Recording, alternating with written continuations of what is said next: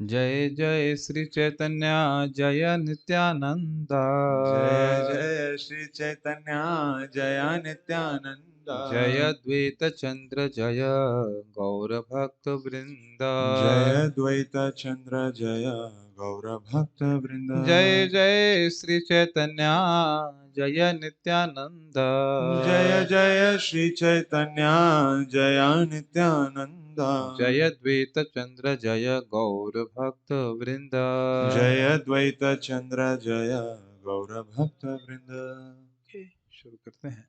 हम लोग श्री चैतन्य चरितामृत के आदि लीला के अध्याय 13 को पढ़ रहे हैं। आज दूसरा छठा दिन है। हम लोग सुने थे कि महाप्रभु किस प्रकार से पहले जगन्नाथ मिश्र के हृदय में आए, फिर इतना गूंज क्यों रही आवाज,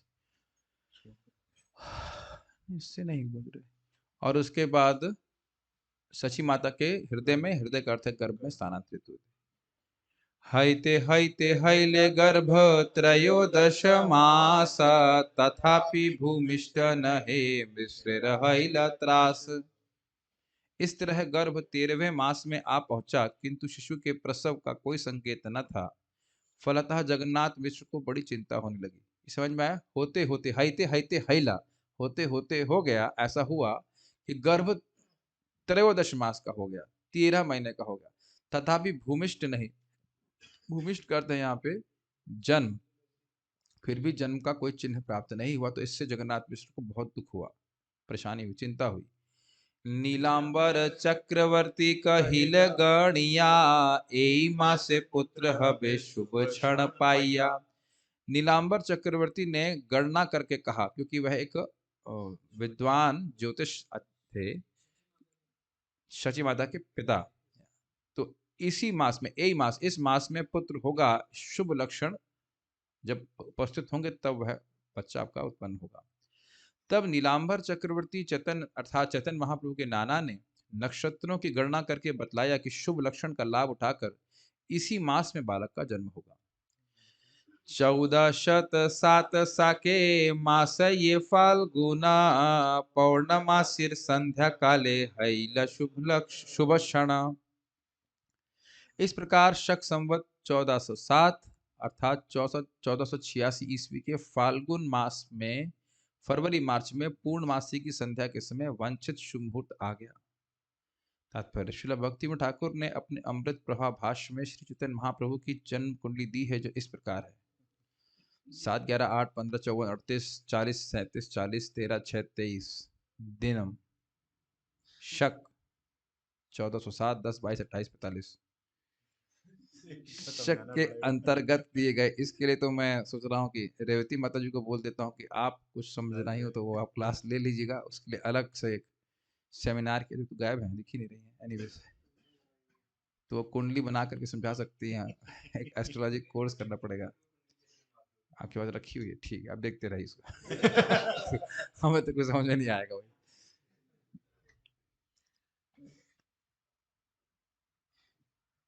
शक के अंतर्गत क्या लिखा है समझ में? अच्छा, इस वर्ष के, ये समझ में आ रहा है, देखिए 1407, 10, 22, 28, 45, इसको देखिए, इसको स्टार में दिया गया। शक के अंतर्गत दिए गए अंक श्री चैतन्य महाप्रभु के प्राकट्य का समय सूचित करते हैं। शक संवत के 1407 वर्ष बीत चुके हैं। यह 1408 की बात की साल था। इस वर्ष के 10 मास बीत चुके थे, वो 10 से अंकित हो रहा है। 1407, 10। यह 11वां मास फाल्गुन का था। 11वां मास, 11 तो है नहीं। फाल्गुन के 22 दिन बीते थे, यह 23वां दिन था। 22 दिन बीत गए तो 23वां दिन था। 1407 बीत चुका था, 1408 चल रहा था।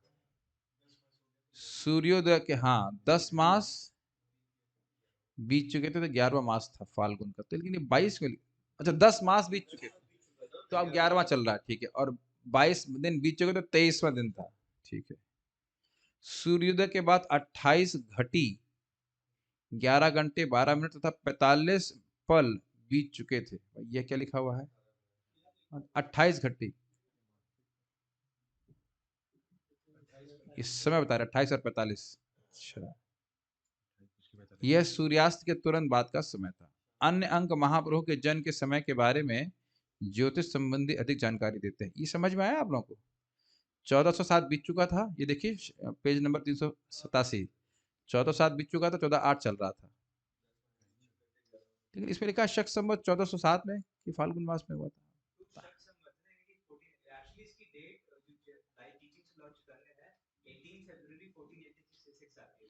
1486 तो एडी के हिसाब से है, लेकिन ये बोल रहे हैं 1407 शक संवत यानी 1407 बीत चुका था। 1400 यानी 1408 की 1407। ये कह रहे हैं शक संवत के 1407 साल बीत चुके हैं, यह 1408 की बात है। 1408 में, सुनने से हम वो हो रहे हैं। 1408 में हुए, ठीक है।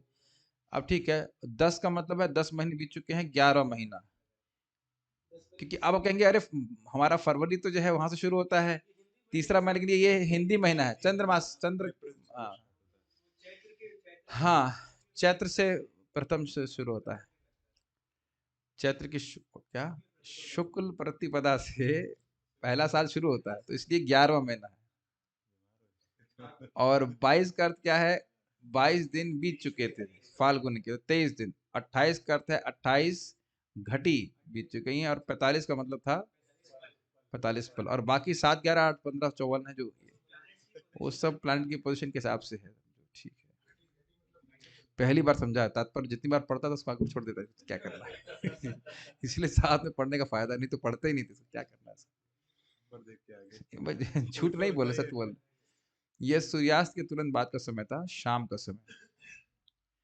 अन्य अंक महाप्रभु पढ़ चुके हैं। भक्ति विनोद ठाकुर द्वारा दी गई जन्म कुंडली की व्याख्या के अनुसार श्री चैतन्य महाप्रभु के जन्म के समय नक्षत्रों की स्थिति इस प्रकार थी। शुक्र मेष राशि पर था और अश्विनी नक्षत्र में था।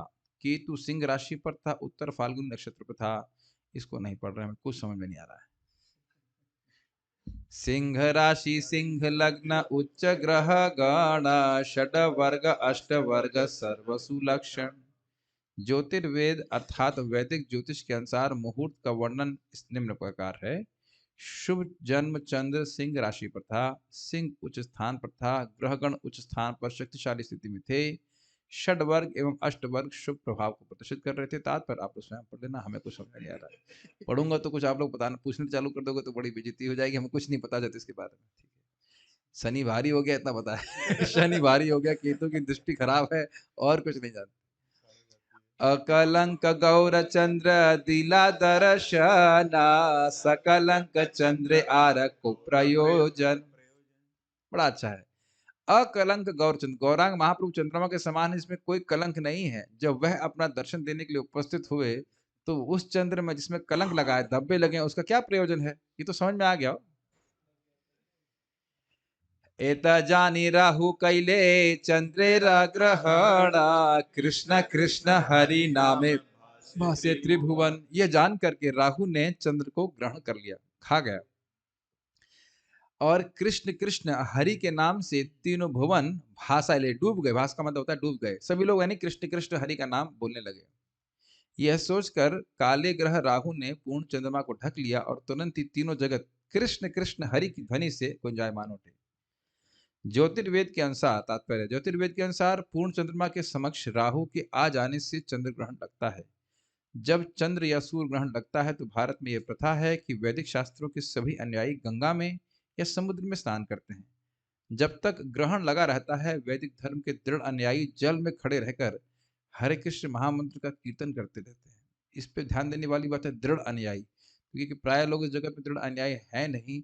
इसलिए जब तक चंद्र ग्रहण लगता रहता है, वो रेस्टोरेंट में खड़े होकर पिज्जा खाते रहते हैं। जबकि जब ग्रहण नहीं लगता है तो व्यक्ति को खाना नहीं चाहिए, सब कुछ अपवित्र माना जाता है। लेकिन आजकल कोई मानता नहीं है। नहीं मानने से होता भी कुछ नहीं ऐसे, है ना? होता है, तो उस टाइम खाना नहीं चाहिए। खाना बनाना भी नहीं चाहिए, इससे पहले बना कर रख लीजिए, भोग लगा लीजिए, जो कुछ भी है, लेकिन खाना उस समय नहीं खाना चाहिए।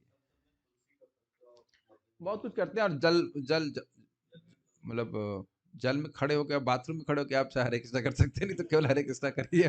जो नदी तो है नहीं, ये हो सकता है अपनी स्विमिंग पूल, तो स्विमिंग पूल में खड़े होकर के कर सकते हैं।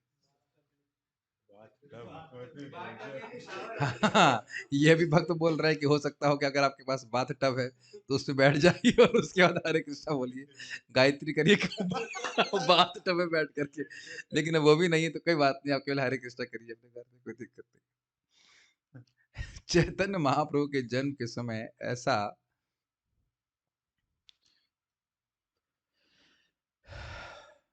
एक मिनट, बीच में मैंने बोला था कमेंट भी नहीं करना है, वो डिस्टर्ब करता है। नो वन किसी के लिए चैट उपयोग नहीं। चैतन्य महाप्रभु के जन्म के समय ऐसा भी चंद्र ग्रहण लगा था, अतएव स्वाभाविक था कि सभी लोग जल के भीतर खड़े होकर हरे कृष्णा कृष्णा कृष्णा कृष्णा हरे हरे, हरे राम राम राम हरे हरे का कीर्तन कर रहे थे। ऐसे हर श्लोक में होना चाहिए तो लोग जगे रहेंगे। जय जय ध्वनि हैला सकल भुवना, चमत्कार हैया लोक भावी मन मन। इस तरह सारे लोग चंद्र ग्रहण के समय हरे कृष्ण महामंत्र का कीर्तन कर रहे थे और उनके मन आश्चर्यचकित थे। क्या है? जय जय ध्वनि हैला सकल भुवन, सभी लोग जय ध्वनि कर रहे थे, जय श्री कृष्णा हरे कृष्णा से बोल रहे थे और चमत्कार हो रहा था उनके मन में। जगत भरिया लोक बोले हरि हरि, से क्षण गौर कृष्ण भूमे अवतरी। जब सारा जगत इस तरह पूर्ण पुरुषोत्तम भगवान कृष्ण के पवित्र नाम का कीर्तन कर रहा था, तब गौर हरि के रूप में स्वयं कृष्ण पृथ्वी पर अवतरित हुए। प्रसन्न हैला सब जगत तेरा माना, हरि बोली हिंदू के हास्य करे यवन। इस प्रकार से सभी जगत में सबका, पूरे जगत में सभी का मन बड़ा प्रसन्न हुआ और हिंदुओं को ऊपर हंसते हुए यवन अर्थात मुसलमान लोग भी हरि हरि बोले। ए देखो हरि हरि बोल रहे हैं ऐसे कर, ये बोल। सारा जगत प्रसन्न था। जहां हिंदू लोग भगवान के नाम का कीर्तन कर रहे थे, वहीं अहिंदू विशेषतः मुसलमान उनके शब्दों की हंसी हंसी में नकल कर रहे थे। तात्पर्य, यद्यपि मुसलमानों अथवा अहिंदुओं की भगवान के पवित्र नाम में या हरे कृष्ण महामंत्र कीर्तन में कोई रुचि नहीं होती, किंतु जब नवद्वीप के हिंदू चंद्र ग्रहण के अवसर पर कीर्तन कर रहे थे, तब मुसलमान उनकी नकल उतार रहे थे। इसी तरह से चैतन्य महाप्रभु के आविर्भाव के समय हिंदू तथा मुसलमान दोनों मिलकर भगवान के नाम का कीर्तन कर रहे थे। हरि बोली नारी गण द्वई हुला हुली, स्वर्गे वाद्य नृत्य करे देव कुतूहली। जब सारी स्त्रियां पृथ्वी पर हरि नाम का उच्चारण कर रही थी, तो उस समय स्वर्गलोक में नृत्य और गान चल रहा था, क्योंकि देवतागण अत्यंत उत्सुक थे। ये क्या है? Prasanna wow, this is a horrendous error. प्रसन्न हैला दशदिक, प्रसन्न नदी जल, स्थावर जंगम धैला, आनंदे विह्वल। अब सब लोग आनंद में है तो हम कैसे डांट सकते हैं? प्रा इधर लगा दिया, सन्न उधर, ये कौन सी संधि है? ये तो भाई मतलब व्यासदेव जी जाने, हम तो नहीं समझ रहे हैं कि क्या ये कौन से ग्रामर के हिसाब से लगाया गया है। प्रा और सन, एंटर दब गया था। अच्छा ठीक है, दबा के प्रसाद तो नहीं खाया था आपने? ठीक है। प्रसन्न यानी उसको बोलने की शैली है, प्रसन्न ऐसे बोलना होगा, है ना? प्रसन्न हैला दश दिक, दशो दिशाएं प्रसन्न हो गई। प्रसन्न नदी जल, प्रसन्न नदी का जल भी प्रसन्न हो गया। स्थावर जंगम हैले आनंद अभिवल, स्थावर मतलब स्थिर और जंगम मतलब चलने वाले, सभी को आनंद, सभी लोग आनंद से विह्वल हो गए। बड़ा स्पष्ट है। नदिया उदयगिरि पूर्णचंद्र गौरहरि, कृपा करी हैला उदय, पापतमा हैला नाश, त्रिजगतेर उल्लास, जग भरी हरि ध्वनि है। अब बहुत सारे श्लोक इस तरह के होंगे, बड़ा अच्छा है। पहले पढ़ते हैं इसका अनुवाद। इस तरह अपनी अहेतु की कृपा से पूर्ण चंद्र रूपी गौरहरि नदिया जिले में उदित हुए। नदिया की उपमा इस उस उदयगिरी से दी गई है जहां सूर्य सर्वप्रथम दिखता है। ये कहीं आसाम में होगा मैं समझता हूँ उदयगिरी। असम में है ना, उदयगिरी बोलते, उदयगिरी पर्वत है ना, असम में है शायद, डाउट है, नेट पे चेक कर सकते, उदयगिरी पर्वत कहाँ पे, ये भारत का ही है, भारत में ही उदयगिरी पर्वत है, और बंगाल की उस तरफ कहीं ईस्ट साइड में होता है, सबसे पहले सूर्य वहीं देखा जाता है। हाँ, अरुणाचल प्रदेश में ऐसे कहीं पे है, कोई आइडिया हो तो दिखाइए। मध्य प्रदेश मध्य प्रदेश तो नहीं हो सकता है। आकाश में उनके उदय होने से पाप में जीवन का अंधकार विनष्ट हो गया और तीनों लोग हर्षित हो उठे तथा भगवान के पवित्र नाम का कीर्तन करने लगे। तो देखिए, नदिया उदयगिरी, जैसे उदयगिरी पर्वत पे सर्वप्रथम सूर्य उदित होता है, उसी प्रकार से नदिया नगर में भगवान श्री गौर चंद्र प्रकट हुए। पूर्ण चंद्र गौर हरि, पूर्ण चंद्र मतलब वही निष्कलुष, भगवान श्री कृष्ण निष्कलंक कृष्ण, गौर कृष्ण प्रकट हुए। कृपा करी हैल उदय, कृपा करके उदित हुए, और क्या किया, पाप तहमा हैल लाश, पाप और पाप रूपी अंधकार को नाश किया। त्रिजगतेर उल्लास, तीनों जगत को उल्लासित किया। आपने देखा देवता लोग भी नाच रहे थे। जगह जगह भरी हरि ध्वनि हुए, पूरे जगत में हरि ध्वनि भर गई। आवाज इतनी तेज क्यों लग रही है मुझे? इको तो नहीं हो रहा है? थोड़ा उसका गेन कम कर दीजिए इस माइक का, या मैं थोड़ा दूर से बोलता हूँ, अभी ठीक है। उसका गेन थोड़ा कम कर दीजिए, बहुत जोर से आवाज आ रही है। नहीं, ये नहीं, गेन कम कर लीजिए, कुछ पता नहीं, एम्पलीफायर थोड़ा सा कम, हल्का कम कीजिए, हाँ बस। सेई काले निजालया उठिया अद्वैताराय, नृत्य करे आनंदित माने। हरिदासे लैया संगे हुंकार कीर्तन रंगे, केने नाचे केह नाही जाने। बहुत अच्छा शैली है गाने की, महाराज ने बड़ा अच्छा सिखा दिया।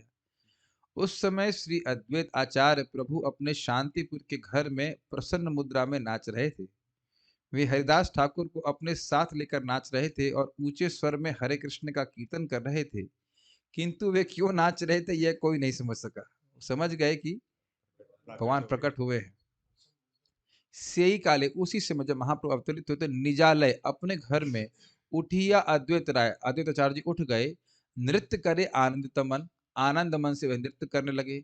किसको साथ लेकर? हरिदास लैया संगे, हरिदास को साथ लेकर के। होंकार कीर्तन ने रंगे, रंगे का अर्थ क्या होता है? करके, तो कीर्तन को उच्च स्वर में कर रहे थे। हरे कृष्णा हरे कृष्णा कृष्णा कृष्णा हरे हरे, हरे राम राम राम हरे हरे।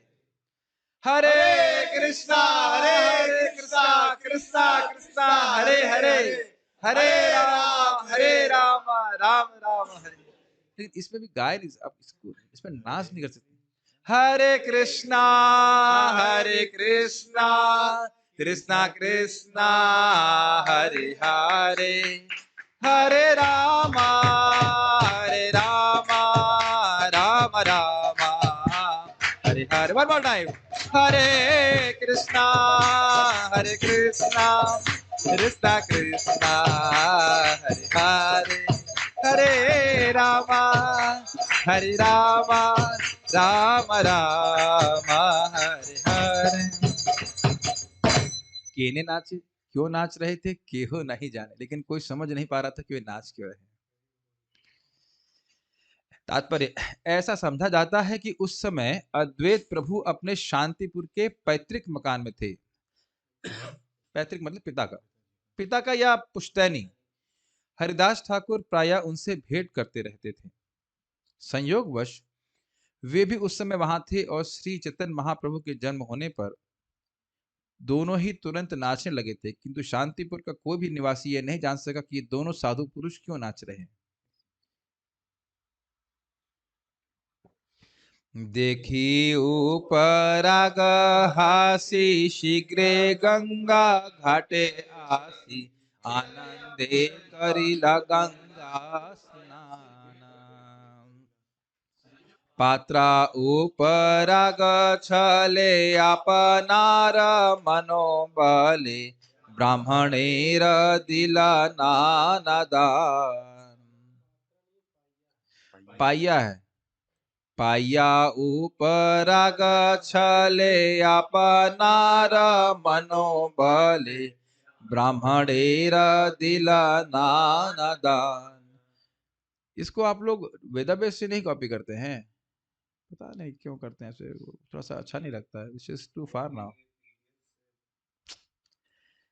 चंद्र ग्रहण को देखते तथा हंसते हुए अद्वैत आचार्य तथा हरिदास ठाकुर दोनों तुरंत गंगा के तट पर गए और परम हर्ष के साथ उन्होंने गंगा स्नान किया।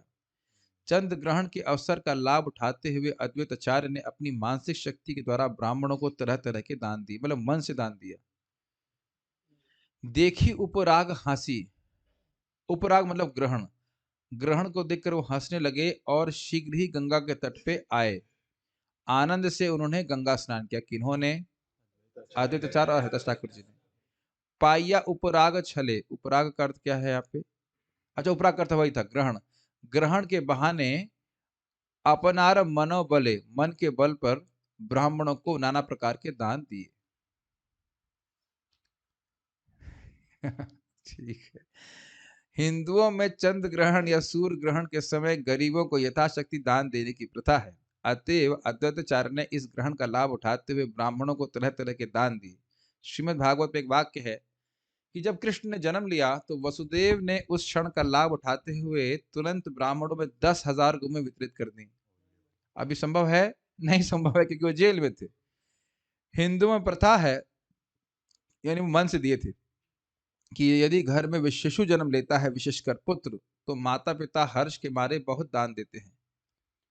अद्वैत आचार्य वास्तव में दान देना चाहते थे, क्योंकि चंद्र ग्रहण के समय चैतन्य महाप्रभु का जन्म हुआ था, किंतु लोग यह नहीं समझ पाए कि अद्वैत आचार्य दान में इतनी तरह की वस्तुएं क्यों दे रहे हैं।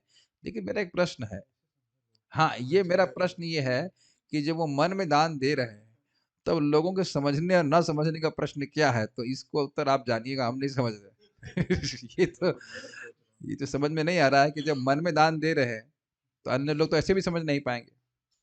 तो ये कुछ समझ में नहीं आ रही बात, तो इस पे कमेंट्स आप बाद में पोस्ट कर देना। मैं चैट ओपन कर देता हूँ, कुछ लोग शायद कमेंट करना चाहेंगे इसके ऊपर। तो उन्होंने ऐसा इसलिए नहीं किया था कि चंद्र ग्रहण लगा था, अपितु इसलिए कि महाप्रभु उस घड़ी जन्म ले रहे थे। उन्होंने ठीक वैसे ही दान बांटा जिस प्रकार कृष्ण के आविर्भाव के समय वसुदेव ने किया था। तो मन में किया था, लेकिन अब बाकी लोग समझे नहीं समझे, क्या समझ में आ रहा है? हमें नहीं समझ आ रहा है। मन में जो करते हैं बाद में देते हैं, लेकिन यहाँ तो कह रहे हैं प्रभुपाद जी की बाकी लोग समझ नहीं पा रहे थे कि वो अद्वैताचार्य दान क्यों दे रहे हैं, तो मन में दान दे रहे हैं तो ऐसे समझ में नहीं आएगा। मैंने मन में क्या खिलाया आपको, बताओ? रसगुल्ला? कुछ भी नहीं। कुछ भी नहीं। आप सोच रहे हो कि तो खाली प्रश्न, कुछ भी नहीं। अब मन में क्या सोच रहा है व्यक्ति, क्या बोला जाएगा? मन से संकल्प लिया कि मैं आपको उतना दे रहा हूँ, उतना दे रहा हूँ, ऐसे करके। वैसे एक बात बताऊं, कलयुग में इस सिद्धांत है, कलयुग में आप मन से कुछ अच्छा करेंगे फल मिल जाता है, और बुरा जब तक करेंगे नहीं तब तक नहीं मिलेगा। और अब देख रहे हैं कि कलयुग में इतनी दिक्कत है कि मन से भी अच्छा नहीं करता है। बुरा करेंगे तो कुछ नहीं। ये सीधा स्वामी की टीका है, वहां देखेंगे जब आप प्रथम स्कंद में, जब वो कलयुग के दोषों पे विचार करके छोड़ देते हैं परीक्षित महाराज, तो वहां पे वर्णन है।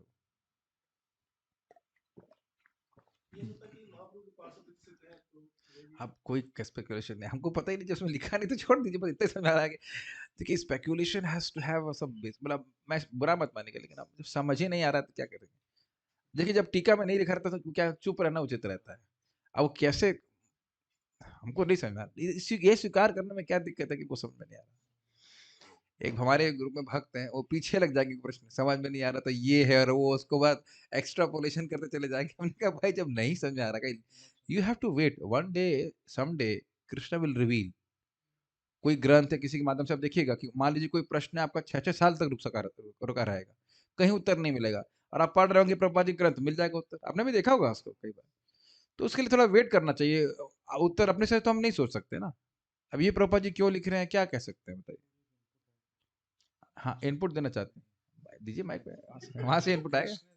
सब पार्षदी भगवान के, तो कृष्ण दोनों हृदय में, तो ऐसा नहीं कि स्फुरित हो रहा है। अब ये कह रहे हैं आप कि बाकी सारे जो नवद्वीपवासी हैं वो सब भगवान के पार्षद हैं। मतलब अद्वैत आचार्य के साथ है तो मतलब ये नहीं बोला जा रहा है कि अद्वैत आचार्य जी के साथी लोग ही उनके बारे में सोच रहे हैं, सभी लोग सोच रहे हैं कि वो दान क्यों दे रहे हैं, ये तो कुछ लिखा नहीं है। आगे बढ़ो, आगे वाला श्लोक भी तो है आगे भी तो कुछ पढ़ना है। भैया आप ऐसा ये बताइए, चैतन्य चरितामृत में पढ़ाना शुरू किया तो ये बोल रहा हूँ कि सब पता है मेरे को, ऐसा कहीं क्लेम डिस्क्लेमर नीचे लिख दिया जाए पोस्ट के इसमें, हमें सब कुछ नहीं पता है, हम खाली पढ़ रहे हैं अपने आपन शोधित थे। हम शुरू हो गए वक्त बोलना, कमेंट करना कुछ भी पता कुछ है नहीं और दाएं दाएं कमेंट करना शुरू कर दिया। जगतानंद माया देखी माने सविस्मय, ठारे ठोरे कहे हरिदास, कुमार एछे ना रंगा मोरा माना परसन्ना, देखी कीचु कार्य आछे भास। तो प्रसन्न निकले गया, परसन्न बंगला बड़ा स्पेशल है, परस प्रसन्न नहीं परसन्न, ठारे ठोरे, कितना सुंदर सुंदर शब्द है।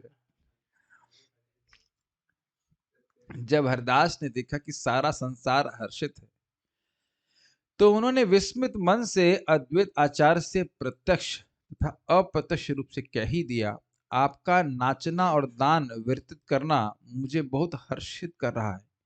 मैं समझ सकता हूं कि इन क्रियाओं के पीछे अवश्य ही कोई विशेष प्रयोजन है। तो इतना तो समझ में आ रहा है कि हरिदास ठाकुर जी को समझ में आ रहा है। इसके अर्थों को देखिए, जगत आनंदमय देखी, जगत को आनंदमय देखकर मने सविस्मय, हरिदास ठाकुर जी के मन में विस्मय हुआ और ठारे ठोरे कहे हरिदास। ठारे ठोरे का क्या अर्थ था भाई? प्रत्यक्ष और परोक्ष संकेतों से हरिदास ठाकुर जी के मतलब बोले भी और कुछ उनको इंगित भी किया। परोक्ष मतलब होता है ऐसे इशारे से समझा देना। तुम्हार एछे न रंग, रंग का अर्थ क्या होता है? कार्य, आपके सारे कार्य, मोरा मन प्रसन्न, और मेरा मन जो प्रसन्न हो रहा है, देखो किछु कार्य आछे भास, इसके पीछे कोई कार्य है, कारण है, कुछ ना कुछ कार्य। आचार्य रत्न श्रीवास, हैले माने सुखोल्लास, जाई स्नान कैला गंगा जले, आनंदे विवल माना करे हरि संकीर्तन, अनादाना कैला मानो बलि। से मृदंग बजता है ना, टन टन, वृंदावन रम, आपको आता है वो ताल? चिंतामणि धामा, खेमता ताल उसी तरह से चलता है। आचार्य रत्न और श्रीवास के मन में अत्यंत सुखोल्लास हुआ। वह गंगा जल में स्नान करने के लिए गए। आनंद से उनका मन विह्वल हो रहा था और वे हरि संकीर्तन करने लगे, और उन्होंने भी विभिन्न प्रकार के दान दिए मन के बल पर। आचार्य रत्न चंद्रशेखर चंद्रशेखर आचार्य तथा श्रीवास ठाकुर उल्लास से अभिभूत हो गए और वे तुरंत गंगा नदी के तट पर गए और गंगा जल में स्नान करने लगे। उनके मन आनंद से पूर्ण थे। उन्होंने हरे कृष्ण मंत्र का कीर्तन किया और मनोबल द्वारा दान दिया। ये तो बड़ा अच्छा तरीका है। ए मत भक्त तति जारा जय देश स्थिति, ताहा ताहा पाया मनोबले, नाचे करे संकीर्तन आनंदे विह्वल मन, दान करे ग्रहणे रछले। इस तरह से सारे भक्त जो जहां भी जिस नगर तथा जिस देश में थे, सब के सब चंद्र ग्रहण के बहाने नाचने लगे, संकीर्तन करने लगे और मनोबल द्वारा दान देने लगे। उन सबके मन प्रसन्नता के मारे विह्वल थे। वैसे मन से वो दान तो दे रहे थे, लेकिन मन से लोग ले भी रहे थे दान, ये मुझे नहीं पता कि कौन कितना दे रहा है। वैसे देखिए, ये इसका अर्थ एक और भी आप समझ सकते हैं। इस जगत में भी आप देखते हैं कि मानो कोई आपको बहुत अच्छी वस्तु दिया और उस समय आपको देने का सामर्थ्य नहीं है, लेकिन मन में संकल्प उठ जाता है कि हमें कुछ दें इसको। ऐसा हुआ है कभी आपके संग? बहुत आदमी खुश होता है, लगता है कि क्या पाएं और क्या दे दें, ऐसे करके भावना आती है। तो इस प्रकार की भावना को संकेत किया। इसका अर्थ यह नहीं सोच रहा था कि वह अपना टैक्स बचाने के लिए, पैसा बचाने के लिए धन खर्च करना चाहते नहीं थे। वो बात नहीं है, ये मन के उल्लास को सूचित कर रहा है। ए मत इस प्रकार से भक्त तति, वहां पे जितने भी अन्य भक्त थे, जार जई देश स्थिति, जिसकी जो देश और स्थिति जहां पे था वो तहां तहां पाइया मनोबले, सभी ने अपने वहां पे मन के बल से दान दिया था। नाच रहे थे, संकीर्तन कर रहे थे, आनंद में उनका मन विह्वल था और वह ग्रहण के छल में, ग्रहण के बहाने दान दे रहे थे मन से। ब्राह्मण सज्जन नारी नाना द्रव्ये थाली भरी, आईला सबे यतु कलतिया, ये ना कांचा सोडा, ये ना कांचा सोना द्युति, देखी बाल केरा मूर्ति, आशीर्वाद करे सुख पाइया। सभी कोटियों के सम्मानीय ब्राह्मण जन तथा स्त्रियां विविध उपहारों से भरी थालियां भेंट करने आईं। तो अब मन के अलावा कुछ कर्म से भी हो रहा है। सोने की तरह चमचमाते स्वरूप वाले नवजात शिशु को देखकर उन सब ने अत्यंत प्रसन्नता का अनुभव करते हुए आशीर्वाद दिए। ब्राह्मण सज्जन, आदरणीय ब्राह्मण, भले लोग और नारियां नाना द्रव्य थाली भरी, नाना प्रकार के द्रव्यों को थाली में भरकर आइया सबे, यौतुक लिया। यौतुक का अर्थ क्या होता है? यौतुक नहीं शब्द, उपहार लिया। तो ये सब लेके आए उपहार स्वरूप में। ये ना कांचा सोना देते, ये ना का अर्थ है की तरह, तो यानी कांच सोना, कांच सोना मतलब कच्चा सोना, कच्चा सोने का क्या अर्थ होता है? एनी हाउ, कच्चे सोने की द्युति के समान। नहीं तो हम लोग तप्त कांच सुनते हैं, कच्चा सोना तो सुना नहीं है, लेकिन पीला होता है। हाँ, तो कच्चे सोने के समान उनकी द्युति को देख करके और बालक की ऐसी मूर्ति, सुंदर स्वरूप को देख करके आशीर्वाद दिया, और आशीर्वाद देकर के बहुत सुख पाए। आप कुछ याद आ रहा है कि द्वारका में भी जब भगवान प्रवेश करते तो वहां भी स्थविर स्थविर स्थविर जो चल भी नहीं पा रहे थे, वैसे ब्राह्मण अपनी पत्नियों के संग आते हैं आशीर्वाद देने के लिए। नाम रख रहे हैं यहाँ पे, सावित्री गौरी, सावित्री गौरी सरस्वती शचिरंभा अरुंधति, आरयत देव नारिगण, नाना द्रव्ये पात्र भरी, ब्राह्मणीर वेशधारी, आशीष बे करे दर्शन। सावित्री, गौरी, सरस्वती, शची, रंभा, अरुंधति और अन्य देवताओं की नारीगण थी। नाना द्रव्य पात्र भरी, नाना प्रकार के द्रव्यों को पात्र में भरकर, ब्राह्मणी वेश धरी, और ब्राह्मण का वेश, ब्राह्मणी का वेश धर करके, आशीष सबे करे दर्शन, व आकर के महाप्रभु का दर्शन करने के लिए आई।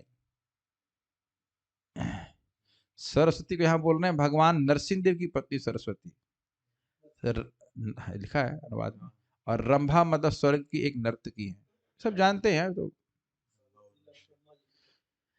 समस्त देवी स्त्रियां, जिनमें ब्रह्मा जी, शिव जी, भगवान नरसिंह देव, राजा इंद्र तथा ऋषि वशिष्ठ की पत्नियां एवं स्वर्ग की अप्सरा रंभा भी सम्मिलित हैं, थी, ब्राह्मणों का वेश धारण करके नाना प्रकार के उपहार लेकर वहां पर आई।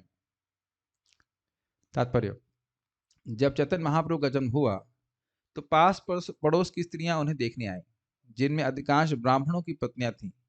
ब्राह्मण पत्नियों के वेश में ही ब्रह्मा जी, शिव जी आदि की पत्नियां भी नवजात शिशु को देखने आई। समान लोगों ने उन्हें पड़ोस के आदरणीय ब्राह्मणों की पत्नियों के रूप में देखा, लेकिन वास्तव में वे उस वेश में देवलोक की स्त्रियां थीं। तो सब भगवान के जन्म कर्म च में दिव्यम वाले श्लोक की ही व्याख्या है, उसी का विस्तार कह लीजिए।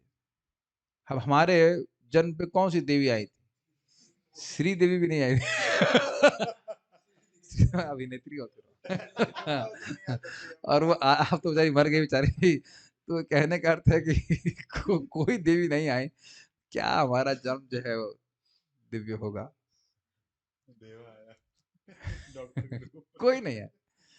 अंतरिक्षे देव गण गंधर्व सिद्ध चारण, स्तुति नृत्य करे वाद्य गीत, नर्तक वादक भाट, नवद्वीपे जार नाट, सबे आसी नाचे पाय प्रीत। अंतरिक्ष में देवगण, गंधर्व, सिद्ध चारण स्तुति नृत्य करने लगे और वाद्य गीत, वाद्य मतलब वाद्य यंत्र बजाने लगे और गीत गाने लगे। नर्तक, वादक और भाट, भाट एक प्रकार के ब्राह्मण होते हैं। नवद्वीप पे जा रहा नाट, और जो नाटक करने वाले लोग थे नवद्वीप में, सब आए और उनने अत्यंत प्रसन्नता की प्राप्ति करी। बाह्य अंतरिक्ष में सारे देवता, जिनमें गंधर्व लोग, सिद्ध लोग तथा चारण लोग के निवासी सम्मिलित थे, स्तुति करने लगे और गीत गाकर तथा ढोल बजाकर नाचने लगे। इसी प्रकार नवद्वीप नगरी में सारे पेशेवर नर्तक, गायक तथा भाटगण एकत्र होकर अत्यंत प्रसन्नता के मारे नाचने लगे।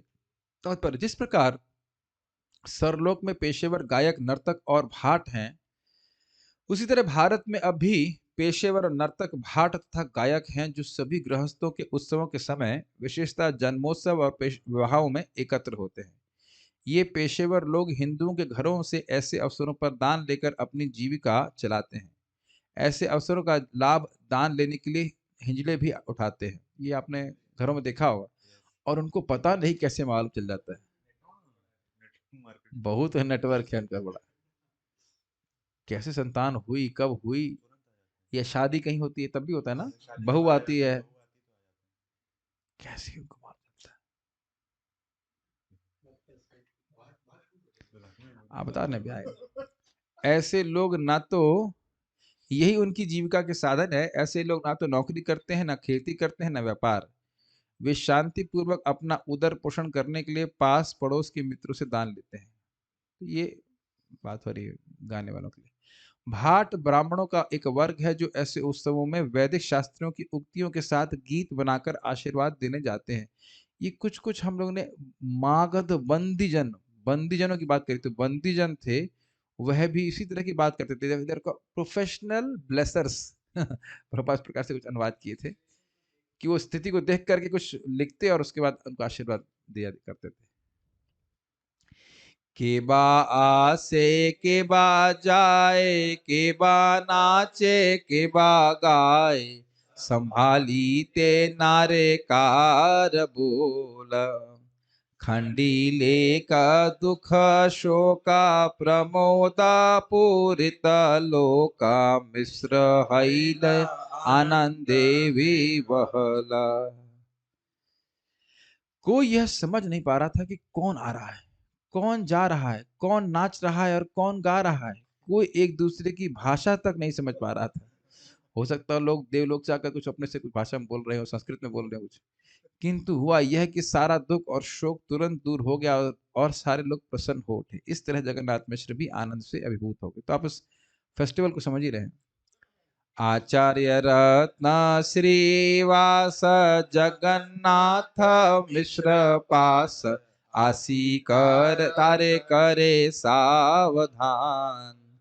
कराईला जात कर्मा, ये आछीला विधि धर्मा, तबे मिश्र करे नाना दान।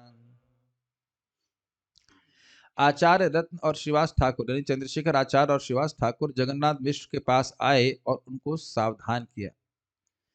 कराईला, सावधान मतलब सचेत किया। कराईला जाता कर्म, ये आछीला विधि धर्म, और जात कर्म कराए। जात कर्म आप जानते हैं, बच्चे के पैदा होने के तुरंत बाद।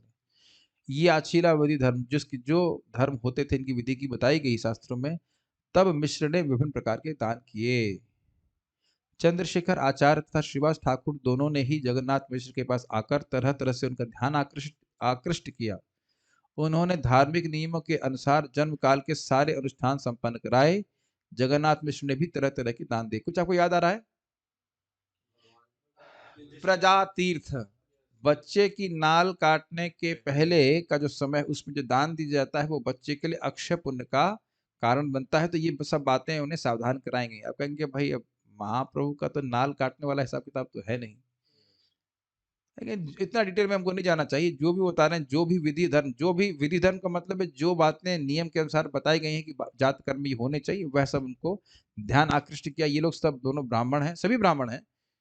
चंद्रशेखर आचार्य भी ब्राह्मण ही हैं, जहां तक मैं समझ रहा हूँ। और ये सब जान रहे हैं कि क्या क्या उनके नियम होते चाहिए, उसके अनुसार को कराया।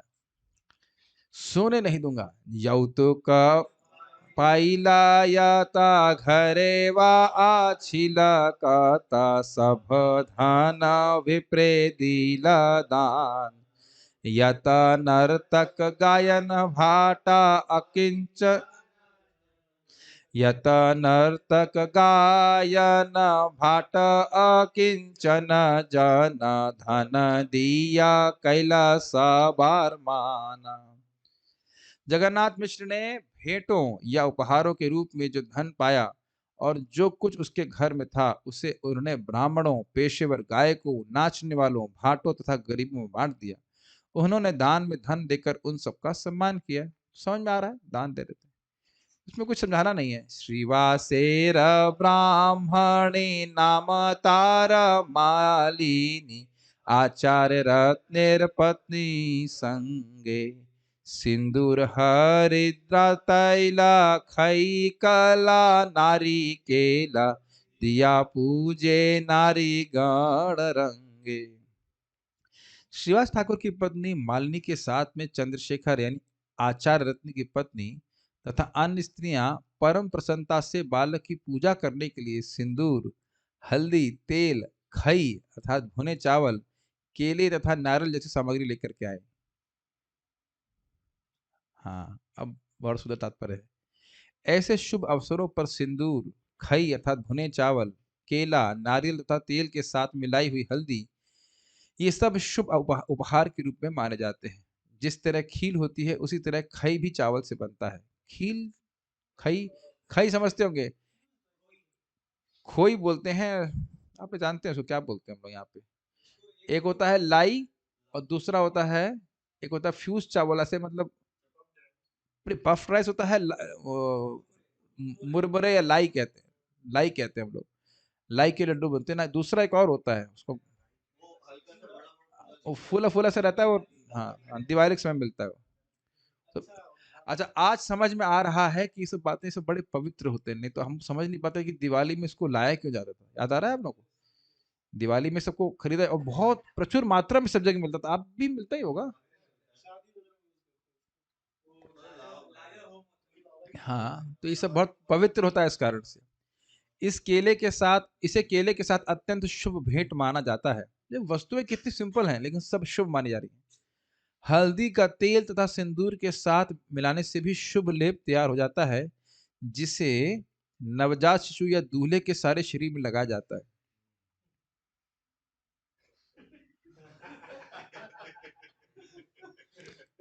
ठीक है, सुन के ही समझ ले तो अच्छा रहेगा। ठीक है, ना तो दोबारा जन्म लेना है और ना चंदन बकरे को भी लगाया जाता है काटने के पहले। चलिए ठीक है, दोबारा कभी जिंदगी में लगाते हैं, आपको लग रहा है? दूल्हे को लगा दिए से लगा दिए, दोबारा जिंदगी में कभी लगता है सिंदूर, हल्दी फल्दी? केवल पसीना पसीना बहाते रहो। एनीवेज, खैर हमेशा वैसा नहीं, हमने देखे शास्त्रिक इंस्पिरेशन हमने शादी के पक्ष में भी कुछ बोला है। बड़े खुश हुए ना? तो वह भी आएगा अगले चैप्टर में, लेकिन उसके लिए थोड़ा रुकना पड़ेगा। पारिवारिक कार्यों के लिए ये सारे शुभ कर्म हैं। हम देखते हैं कि 500 वर्ष पूर्व श्री चैतन्य महाप्रभु के जन्म के समय ये सारे उत्सव दृढ़ता पूर्वक मनाए जाते थे। मतलब बच्चे जब जन्म लेते हैं तो इस तरह से करते थे, किंतु वर्तमान समय में ये अनुष्ठान विरले ही संपन्न किए जाते हैं, मतलब नहीं करते। ये प्रभुपाद जी का सुंदर कटाक्ष है। सामान्यतः गर्भवती माता को अस्पताल भेज दिया जाता है और जो ही शिशु जन्म ले लेता है तो उसे प्रतिरोधी द्रव से नहलाया जाता है, एंटीसेप्टिक लिक्विड से, डिटॉल से पोंछ दिया और यही सारी क्रियाएं समाप्त हो जाती हैं। तो प्रभुपाद जी कितना अंतर दिखा रहे हैं। 500 साल पहले, और 500 क्या, आज से 100 साल पहले भी या 50 साल 60 साल पहले भी लोग, बच्चे का जन्म होता था, पहली बात तो अस्पताल में नहीं होता था, घर पे जन्म होता था। और उसके बाद ये सारी व्यवस्था बनाई जाती थी। अगर बहुत डिटेल में प्रॉपर समझाएंगे भी कितने समय का सूतक लगता था, क्या क्या होता है, सब बातें बताएंगे। आजकल बस डिटॉल ही सबसे पवित्र वस्तु हो गया, उसे पहुंच दिया। उम्मीद है कि अल्कोहल से नहीं पूछते होंगे, सैनिटाइज से सैनिटाइज कर दिया बच्चे को। करते हैं सर? हाँ, डेटॉल में भी अल्कोहल होता है, तो बताओ अपवित्र वस्तु से हम बस जन्म लेते ही उसको धुल दिया, अल्कोहल से नहला दिया, अभिषेक कर दिया अल्कोहल से। इश, समझ देती है। अद्वैत आचार्य भार्या, भारपा कहाँ से आ गया? अद्वैत आचार्य भार्या जगत पूजिता आर्या, नाम तारा सीता ठाकुराणी। आचार्य आज्ञा पाइया गेला उपहार लैया, देखी ते बालक शिरोमणि। अद्वैत आचार्य की भार्य अर्थात पत्नी जगत पूजित आर्य, वह जगत की पूजित आर्य मतलब ब्राह्मणी थी। नाम तार सीता ठाकुरानी, उनका नाम सीता ठाकुरानी था। तो समझ में आ रहा होगा, किसी को कठिन तो है नहीं। आचार्य की आज्ञा पाया मतलब आचार्य की आज्ञा पा करके गेला उपहार लिया, वह चैतन्य महाप्रभु के घर पे गई, यानी जगन्नाथ मिश्र के घर पे गई। देखी ते बालक शिरोमणि, बालकों में सर्वश्रेष्ठ बालक श्री निमाई को देखने के लिए गए। अभी नाम तो नहीं रखा है, लेकिन हम नाम लेके बोल रहे हैं। श्री चैतन्य महाप्रभु के जन्म के एक दिन बाद अद्वैत आचार्य की पत्नी सीता देवी, जो जगत भर के लिए पूज्य हैं, अपने पति से आज्ञा लेकर और अपने साथ तरह तरह की भेंटें और उपहार लेकर उस सर्वश्रेष्ठ बालक को देखने गई। तात्पर्य, ऐसा प्रतीत होता है कि अद्वैत आचार्य के दो भिन्न मकान थे, एक नवदीप, एक शांतिपुर में और दूसरा नवदीप में। जब श्री चैतन्य महाप्रभु का आविर्भाव हुआ, तब अद्वैत आचार्य अपने नवदीप वाले मकान में नहीं रह रहे थे, अपितु शांतिपुर वाले मकान में थे। अतएव जैसा कि पहले श्लोक 33 में कहा जा चुका है, सीता देवी अद्वैत आचार्य के पुराने पैतृक मकान से नवजात शिशु चैतन्य महाप्रभु को भेंट देने के लिए नवदीप आई।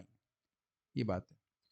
सुवर्ण कड़ी बौली रजत मुद्रा पाशूली, सुवर्णेरा अंगद कंकणा, दुबाहु ते दिव्य शंख रजतेर मलबंक, स्वर्ण मुद्रार नानाहार गण।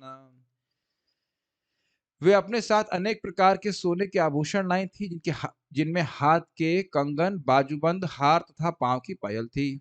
व्याघ्र नख हेमा जड़ी कटी स्फट सूत्र डोरी, हस्तपदेर यत आभरण, चित्रवर्ण पट साड़ी बुनी फोता पट पाड़ी, स्वर्ण रौप्य मुद्रा बहुधन।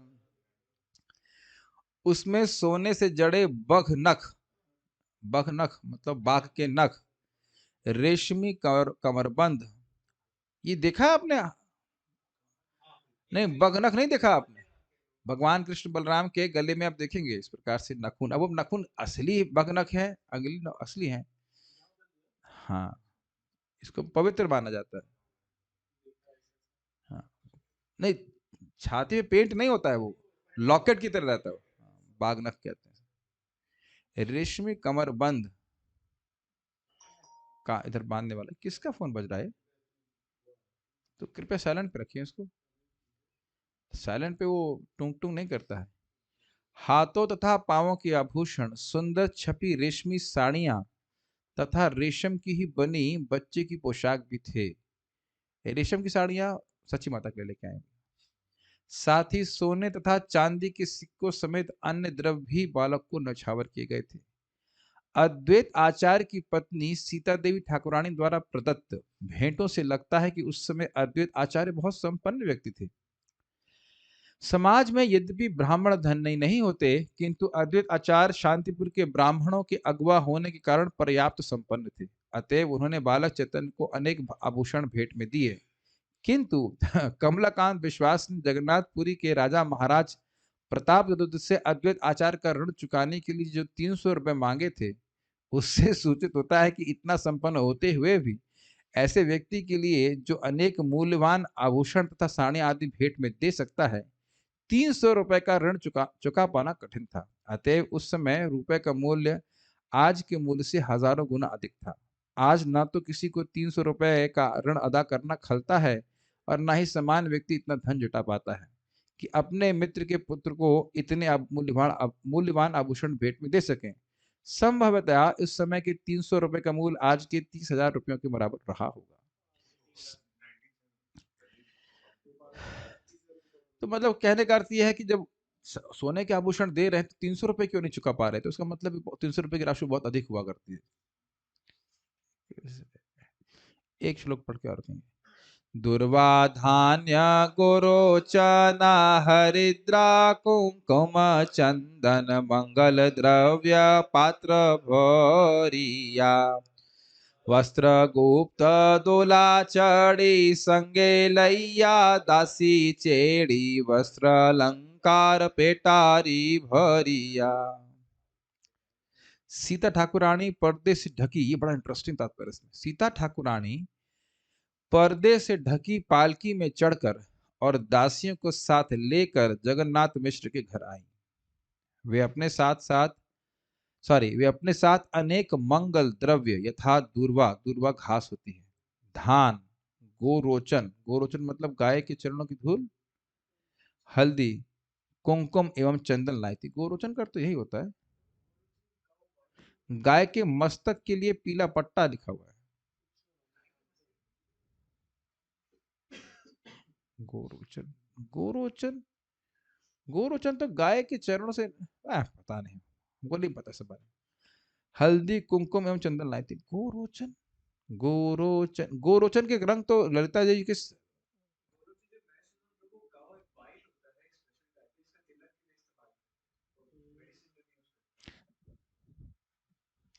ये सारी भेंटें एक बड़ी पिटारी में भरी हुई थी। समझ नहीं आ रहा ना क्या है।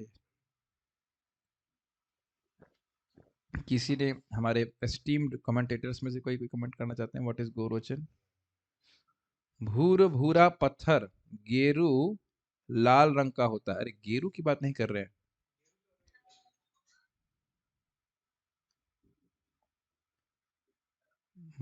मंदने के काम आता है, मंदने के काम आता है।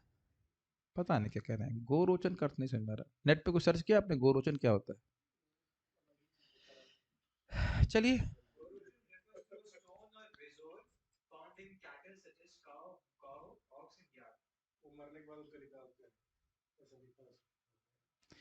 ठीक है, आगे पढ़ते हैं। इस श्लोक में वस्त्र गुप्त दोला शब्द अत्यंत महत्वपूर्ण है।